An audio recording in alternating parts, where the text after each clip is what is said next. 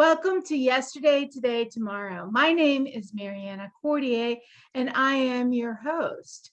Today, we're going to talk about agriculture, the importance and its participation in our state and in our county. My first guest is Rose Greene Colby, who is with Maryland 4-H Foundation.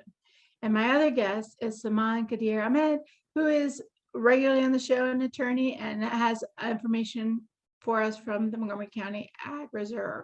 So ladies, welcome so much. Welcome to the show. And Rose, I wanted to hear about the great work that Maryland 4-H Foundation is doing. Can you educate us a little bit about it? Sure, I'd be happy to. Thank you so much. And it's great to be here with both of you today. So the Maryland 4-H Foundation specifically was established in 1959 to support 4-H programs in the state of Maryland. We are also supported by the University of Maryland as part of the University of Maryland Extension Program. The Extension Program. Let me stop you for a half a second. What is 4-H? Oh, great. So 4-H actually is one of the largest youth development, youth serving organizations in the United States. Just about every state has a 4-H program, and a lot of military bases in other countries as well. American military bases also have 4-H programs. 4-H was initially started as a way to encourage young people to be involved in agriculture, raising livestock, learning about farming techniques, really continuing the family farm in many cases, especially in the middle America states. But now 4-H has really expanded and is serving young people in urban areas, in county programs, as well as continuing their rural focus. And the 4-H's, 4-H actually stands for head, heart, hands, and health. Those are the 4-H's. Oh, I love that. I love that. Say it again. It's what?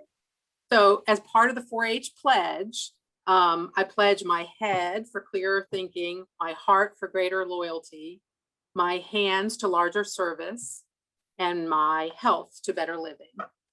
So those are the 4 parts that I think all young people, when they start in 4-H, learn that pledge and continue on through the year. That's amazing, because it really gives you a sense of, commitment and community, and it's so important. I mean, if we don't know how to grow or have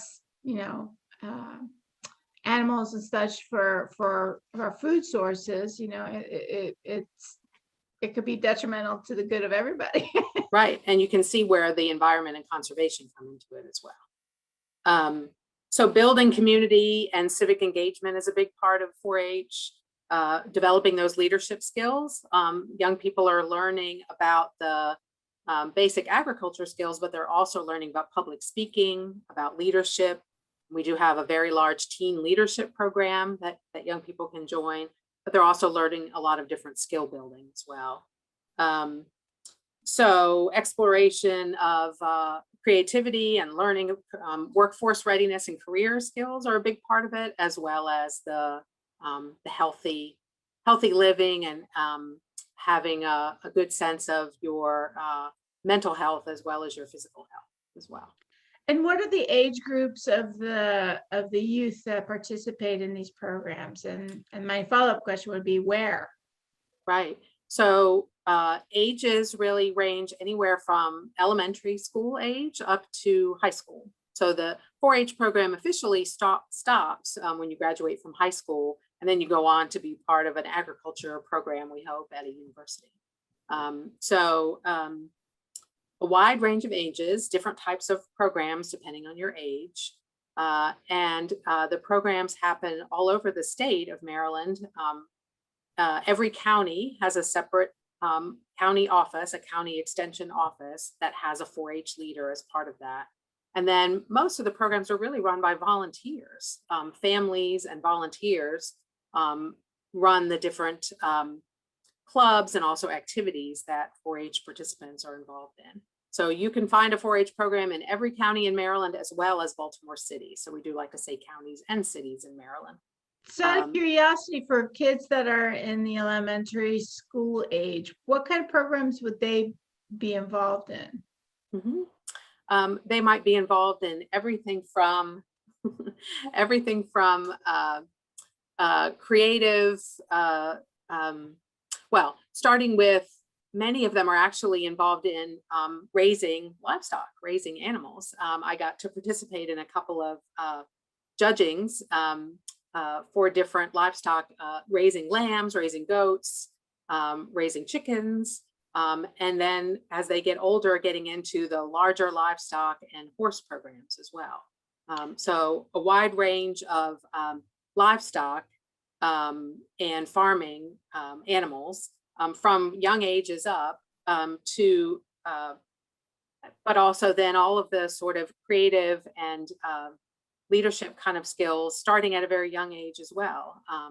We have mentoring in terms of the teen leadership groups. We have a mentoring program where young people are mentored by the teens and learning about various subjects, learning about how to start a volunteer program in a volunteer project in your community, learning about the importance of conservation and the environment in our local communities, really taking all the different topics that 4-H covers and sharing them back and forth between the different age groups. So I know that with agriculture, people don't automatically think environmental conservation and concerns about the environment, when in fact agriculture is super involved and concerned about that. Right. Can you talk a little bit about that? Sure. In terms of things like, we hear a lot of talk in the news lately about pollinators, the importance of pollinators. Well, of course, pollinators are incredibly important to our agriculture industry, right? If we don't have the right pollinators, bees and butterflies and other things pollinating our tomatoes and our different crops out there, then they're not going to grow very well. And we're not going to have enough for the businesses to share.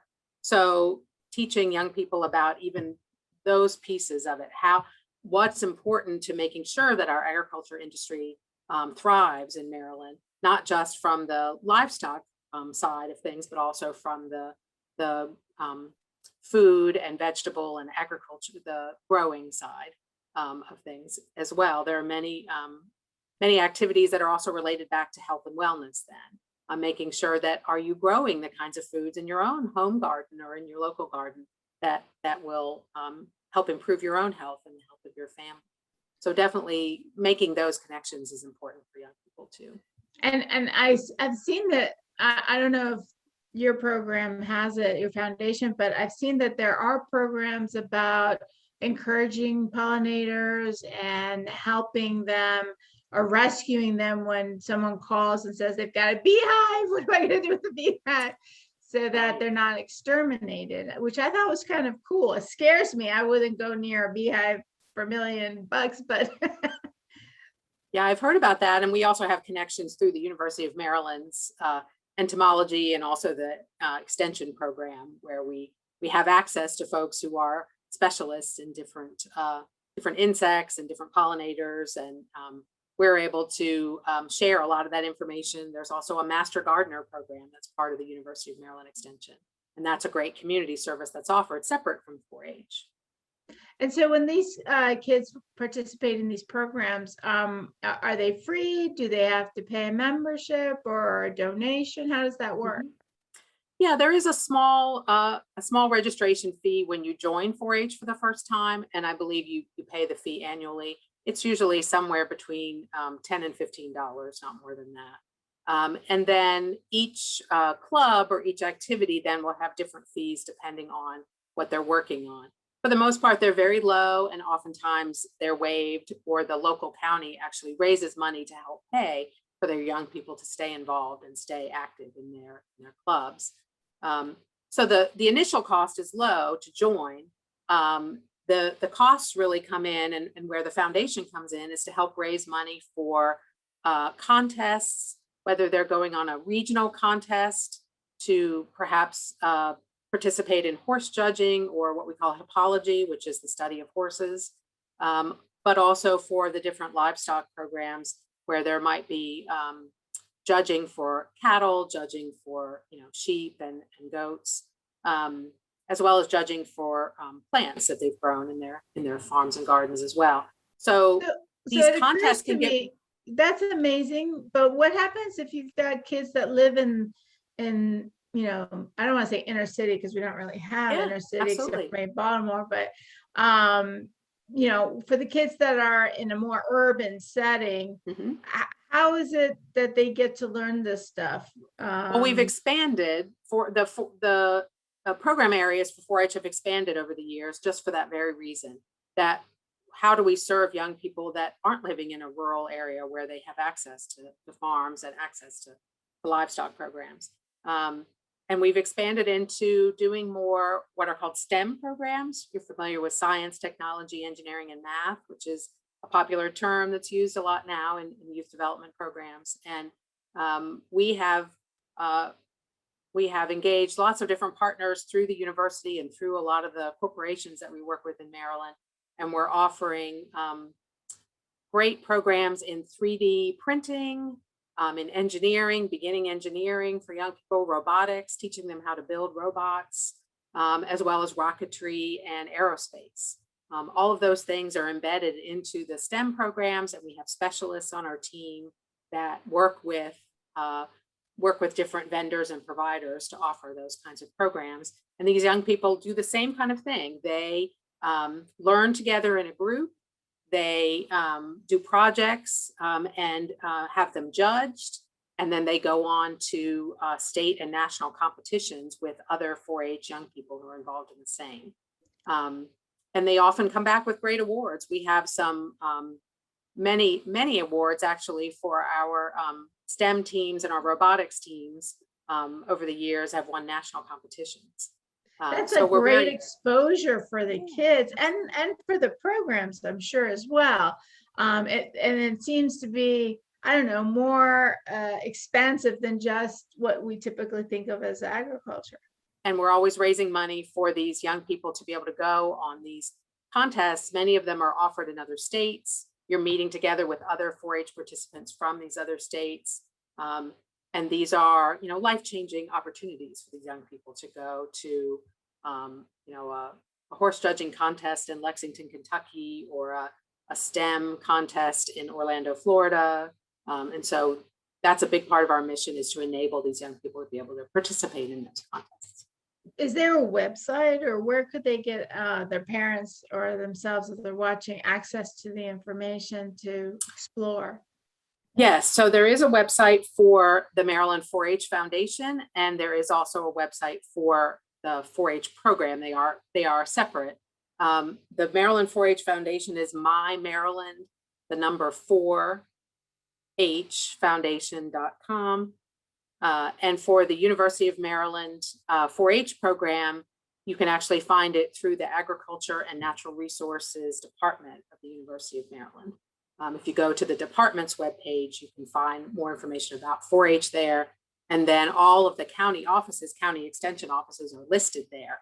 And that's really the first step. If you, for instance, live in Prince George's County and you're interested in having your child sign up for 4-H, you would first go to the Prince George's County office for the 4-H and extension programs and sign them up there. And then as you grow up and go through the program, all of these other opportunities come your way. You might get involved in the STEM programs, or you might have an interest in the health and wellness and the teen leadership program. So there's lots of opportunities as a young person grows and moves through the programs. Well, I love the fact that it gives them an opportunity to explore different aspects of life. I mean, being a leader, participating in competitions, whether it's, you know, growing something or judging animals, or, you know, doing the STEM competition. I love the idea of robotics. Yeah, the It rocketry. sounds like so much fun. It's not something I would probably do well at, but it sounds super fun. Right. And let's not forget summer camps too. It is summer. Unfortunately, last year we were not able to offer in-person summer camps, but our staff did an amazing job of creating a camp in a box, and we're able to send summer camp kits out to a lot of our club members. Some of them even hand delivered to their homes. so that the young people could still participate in a lot of the same fun activities. They would join Zoom classrooms like this and participate with a camp counselor with a group of kids.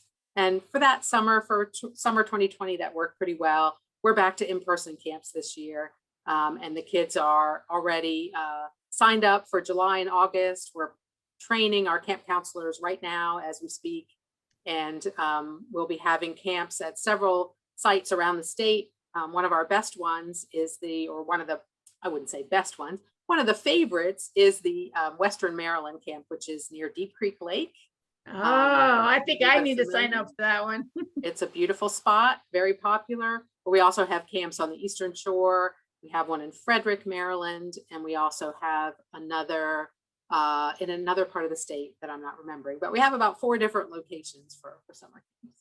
Awesome. Awesome. And Saman, sorry to keep you out waiting, but let me ask you, how important is the Montgomery County Ag Reserve? And how does it impact our county?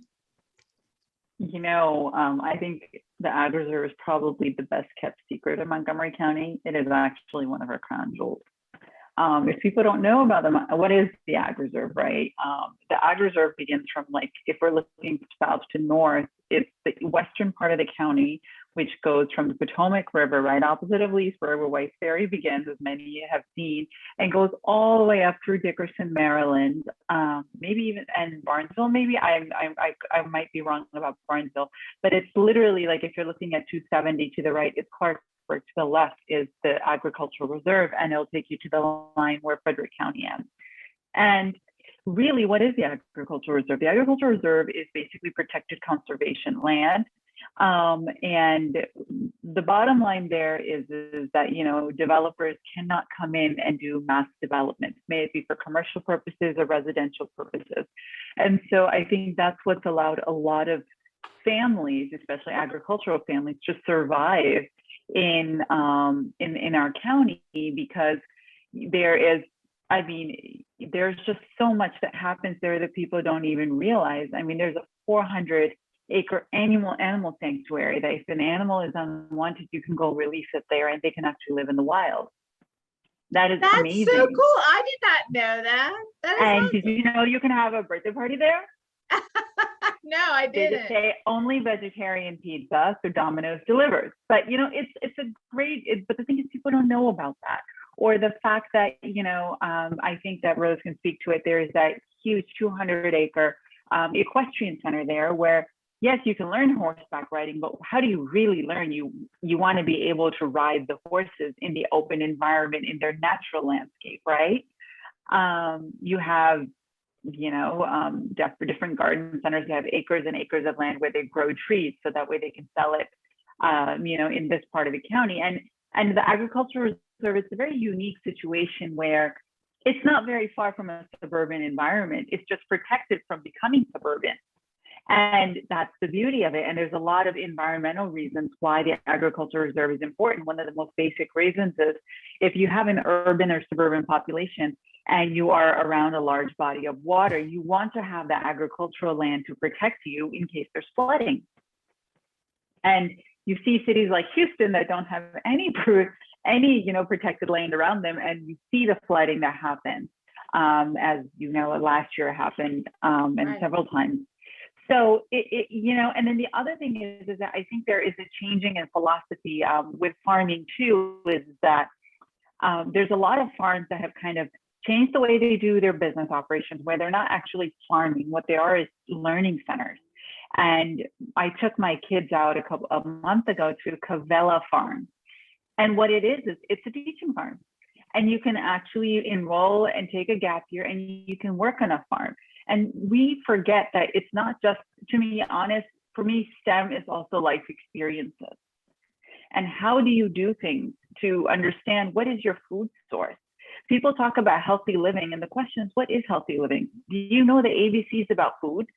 Or is it just what people tell you on CNN and Forbes, and this is the next best thing, and this is how much protein and carbs they have in it? That's not it. There's good carbs, bad carbs. But until you work the land, you understand the seasonality of the fruits, the spices, the vegetables, then you're going to understand what are the benefits of them.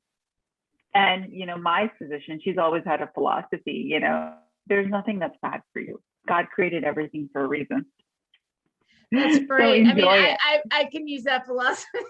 But the thing is that it's about understanding it, and people now with that land being protected, I think that the farming communities are beginning to become more attractive to individuals where they want to actually take their children to learn about it. If COVID has taught us anything, it's the fact that sometimes back to the basics is the biggest thing in the world, where we are forced to live in a more natural environment. When the arcades and the bowling, everything was closed. Where could you go? You could only go to the agricultural reserve because that was not closed. And you discover all that's there. And I think that unfortunately, not enough people know about it for the interest that you can foster in children. And that's the beauty of, I mean, it's the environment. There's no cost to it. And Saman, when we're talking about the Ag Reserve and all the wonderful activities and learning opportunities, how do people figure out what's out there or what they can find to go and take the kids? To be honest, it's really kind of, I wish that I could say that I know that Montgomery County has a tourism site and they have an Instagram handle where you can follow a lot of things. I don't know how well known it is. So oftentimes for people like I'm second generation Montgomery County almost. So, you know, if I've got friends that have been to something or they discover something, they'll share it. And I'm like, oh, I didn't know this was in my backyard. I didn't know Clavella was in my backyard. And it was the most beautiful experience I'd been to in ages. And you check it out. The same thing goes with, you know, a sheep growing operation. Apparently they grow their own sheep that's naturally dyed wool. You can find purple wool, and people come from all over the world, not the world, but the country to actually do buying from that family. And that's amazing. I mean, I think that sometimes we forget that we have some really special gems in the state and the county. And Rose, you know, how, for someone who's, you know, not inclined to be so knowledgeable about agriculture and these programs or whatever, how would you tell them to navigate figuring out these opportunities and taking advantage of them? Specifically around 4-H, you mean? Yes. Yeah, I think you could start here in the state office. The state office is based at the University of Maryland, College Park. And just start by talking to a couple of our specialists in the different areas, whether they're working on livestock programs, the STEM programs, the leadership programs. We have a specialist here at the office for each of those, and they could help guide a family or a participant into what their interests are. There's really two different ways that 4-H participants can join. They can either join a local club when they're a young person and work with their volunteer leaders in their county, or they could actually join a specialty group right from the beginning. For instance, the STEM program, join it and really focus their time on that and work on projects with other young people around the state. So those are the two different opportunities. And I think it's a great opportunity for the kids too, now that they're trying to get back to socialization and you know, I imagine some of these programs are outdoors. So if you're more hesitant because of COVID, being outdoors really helps. Whereas if you're a little bit more adventurous, you know, you can do some of these programs that would be inside and meeting with other folks and having an opportunity to do something outside of the house. Saman, does a bunch of, is this information that people share about these little gems that we have in Montgomery County on Instagram or on Facebook? Yeah, I think it's got to, if you search Google Montgomery County tourism or something, it should be able to come up. Or there's another organization, it's called the Montgomery County Agricultural Alliance. And they do a lot of spotlighting too of like all the different things that are going on in the county. May it be, you know, the Guernsey cows is the only milk producing operation that's left in the county if you want fresh milk. And I think that oftentimes also people that actually make an extra effort are those that are having a lot of health related issues where they require a more conscious diet. You know, you can get fresh milk.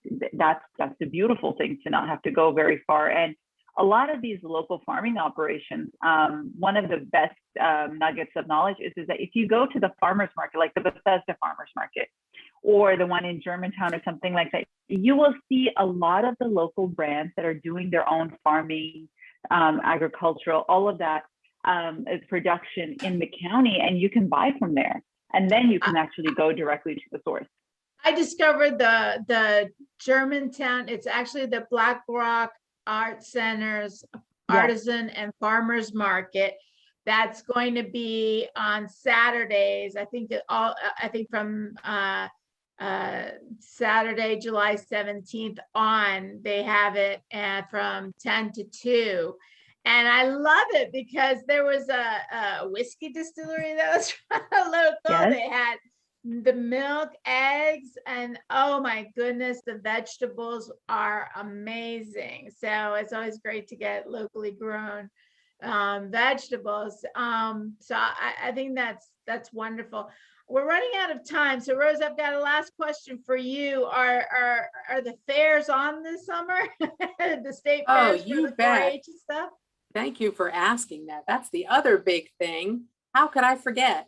Yes, this year, the county and the state fairs are almost all, I think, happening. There may be 1 or 2 counties where they've decided to either postpone or do more virtual programming. But for the most part, you should be able to find a county fair starting in July and running through until the end of September, all through Maryland. The state fair is the last week of August and the first week of September, ending on Labor Day. Awesome. So that's great. And that's the perfect ending. Thank you to my guests and to the audience for watching us, and stay tuned for our future shows. You can find us on Facebook and on YouTube, and see you next time.